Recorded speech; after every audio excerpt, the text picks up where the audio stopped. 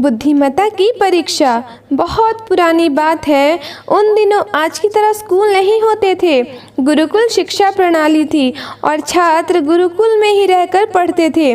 उन्हीं दिनों की बात है। एक विद्वान पंडित थे, उनका नाम था राधे गुप्त। उनका गुरुकुल बड़ा ही प्रसिद्ध था, जहाँ दूर दूर से बालक शिक्षा प्राप्त करने के लिए आते थे। राधे गुप्त की पत्नी का देहांत हो चुका था। उनकी उम्र भी ढलने लगी थी। घर में विवाह योग्य एक कन्या थी, जिनकी चिंता उन्हें हर समय सताती थी।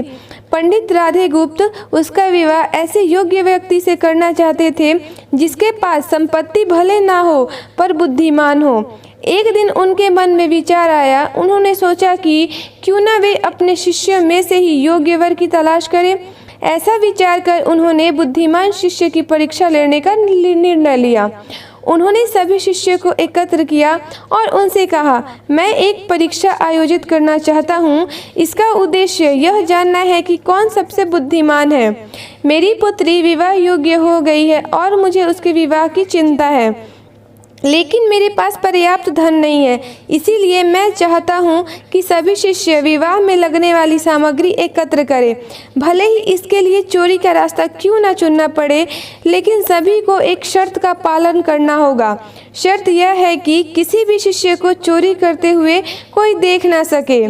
अगले दिन से सभी शिष्य अपने अपने काम में जुट गए। हर दिन कोई न कोई शिष्य अलग अलग तरह की वस्तुएं चुरा कर ला रहा था और गुरुजी को दे रहा था। राधे गुप्त उन वस्तुओं को सुरक्षित स्थान पर रखते जा रहे थे, क्योंकि परीक्षा के बाद उन्हें सभी वस्तुएं उनके मालिक को वापस करनी थी। परीक्षा से वे यही जानना चाहते थे कि कौन सा शिष्य उनकी बेटी से विवाह करने योग्य है। सभी शिष्य अपने अपने दिमाग से कार्य कर रहे थे, लेकिन उनमें से एक छात्र रामास्वामी, जो गुरुकुल का सबसे होनहार छात्र था, चुपचाप एक वृक्ष के नीचे बैठा कुछ सोच रहा था।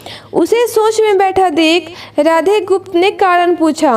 रामास्वामी ने बताया, आपने परीक्षा की शर्त के रूप में कहा था कि चोरी करते समय कोई देख न सके, लेकिन जब हम चोरी करते हैं तब हमारी अंतरात्मा तो सब देखती है।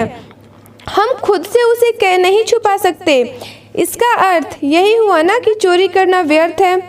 उसकी बात सुनकर राधे गुप्त का चेहरा प्रसन्नता से खिल उठा।